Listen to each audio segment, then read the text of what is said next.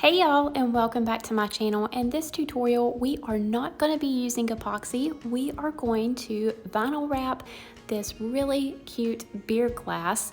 These are really popular and awesome to have as ready to ship items for small gifts. The glass that I'm using is from PARISH tumblers. These actually can be used to sublimate as well, so keep that in mind. They have dual purpose. And I was originally going to use the clear one, but when I pulled the frosted one out, I thought, nope, we've got to use the frosted because I love it. I searched high and low for the perfect wrap that I wanted to use because I wanted to incorporate lots of different colors, make this really vibrant, and I was really excited to use the TeckWrapcraft Vinyl. So the first thing that I did before we got started with our design is I took a sheet of paper and wrapped it around the glass. The paper is thin. I could have used a ruler, but since the paper is thin, it's more like the vinyl, the thickness of it. So I always wrap it around, mark that off, and then measure that with my vinyl cutter. I grabbed this really cute file from Etsy. I will link the shop and the link to this file down below, but you can also get some really amazing ones on Creative Fabrica. Of course, if you have their subscription, then it's free. If you don't, check below as well, because I will have a link where you can sign up for the subscription for just $1 for your first month. Then you'll have unlimited free downloads for fonts, SVGs, files, everything, and it is so worth it. Now, when you import your image into your design space or silhouette, whatever you are using, make sure that you select the SVG. The SVG will most likely be in layers, so all you have to do is resize it, which our dimensions were 9.75 by 5 inches, and all you have to do is cut. It automatically sorts them onto the colors, so you're not worried about color coordinating anything. So we're going to go check out our TeckWrapcraft Vinyl and then get them cut for the right sizes for our mats. So here is our TeckWrapcraft color changing vinyl. These are cold right now, and as you can see, as I'm placing my hands on them, I am leaving fingerprints from the heat of my hands. I'm going to take my heat gun and just show y'all how awesome these are and how they change color. Pretty awesome, right? So if they are warm, then they will be these really cool toned colors, pastel, and then when you put ice water or iced coffee, whatever beverage that you like, down into your glass that's cold, then they are going to get those bright, vibrant colors. On top of already being amazing vinyl, TeckWrapcraft actually includes a layer of film on top of your vinyl to help protect it until you are ready to use it. I really like this, especially with their matte vinyls, because it does protect them from getting scratched up or anything like that.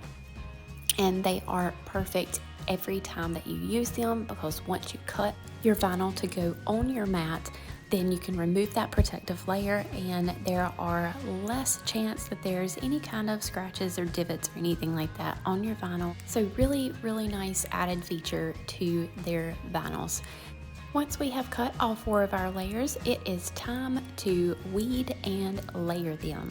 And to do so, I am using this amazing light pad. This was sent to me by an Amazon company, and y'all, I am so happy with this. It has multiple color light settings, so whatever is easiest for your eyes to be able to weed, and it also has different light, like brightness settings. And it is battery powered, so it's portable, you can take it anywhere. But if you are, say, in your craft room and you have a USB port nearby, then you can plug it into the USB and that will make it even brighter. I had already weeded a few of these layers and I wanted to show you how easy this vinyl lifts up and your design is left behind. So I did have a fresh blade on my Cricut machine. If your blade is older, you may need to use a little bit more pressure to cut all the way through. This vinyl is a hair thicker than my normal regular vinyl, because it does have an added feature to it. For whatever reason, they were super staticky, so I took a dryer sheet and just went over the front and the back of them to avoid that static, so it wouldn't pull itself down when I'm trying to layer my vinyls and mess me up. I took some painter's tape and layered them on my light pad. And although these were only 10-inch cuts, or close to 10 inches, I did cut them at a full 12 inches wide, so I would have that little excess on the end and know which way my vinyls should lay. So I cut them all to the left side of the mat so that excess would be on the right side, and there was no question of if I had them upside down or, the right way. That first one on top did not work out quite as planned, so I did have to put it back on some of that backing and then layer it on a little bit differently, but the last three go exactly how I imagined it. So as you can see, I am pulling the design up, allowing it to stay onto the painter's tape as I remove the backing out from underneath it, and then just using my squeegee and pressing that down onto the next layer. These are all already lined up, so it makes it super easy and quick to get all of these designs perfect the first time. And then once we have them all layered, I'm going to trim off the excess so that I can align it on my glass tumbler. Now, I know that this is super sped up, and normally my tutorials are not. Normally I only go like to 2x on the speed just to speed things up a little bit, and this one is like 3 or 4 because I was really taking my time with this. I didn't want to mess up all of this vinyl. It takes quite a bit to do these kind of layers because you lose all the vinyl that is in between the portion that you're going to use, and I definitely do not want that to go to waste. So once I had it lined up on my tumbler, then I made sure it was pressed down really, really well. Go around the whole thing so you know that you are not going to lift your vinyl. And then as you go around, move really slow and press down any little bits that may pop up. This is a permanent vinyl, and let me tell you, it is extremely sticky on the back. So you have to give it 24 hours before using this, and it will basically cure like a epoxy. So the permanent vinyl works very similar to just that. If you make this cup, you don't need to hand it directly over to a customer or wrap it up as soon as you're done.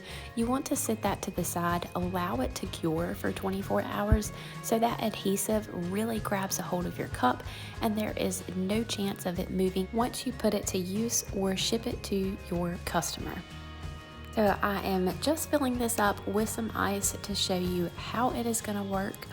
I put my ice in first so the water would be extra cold, and then poured my water in, and as you can see, it is gradually turning into those bright and vibrant colors. And for pure entertainment, I poured that out and then put some warm water in the glass just so I can see it go back to those pretty pastel colors. I am absolutely going to get some more of these frosted glasses from PARISH tumblers and make some more. There will not be a tutorial, but I will do short clips on my Instagram and in our Facebook group, so definitely follow and join there. Don't forget to like this tutorial and subscribe to our channel. We are almost to 10,000 and I'm so excited. We have a huge giveaway in store. That is all for today. Thank you all so much, and we will see you next time.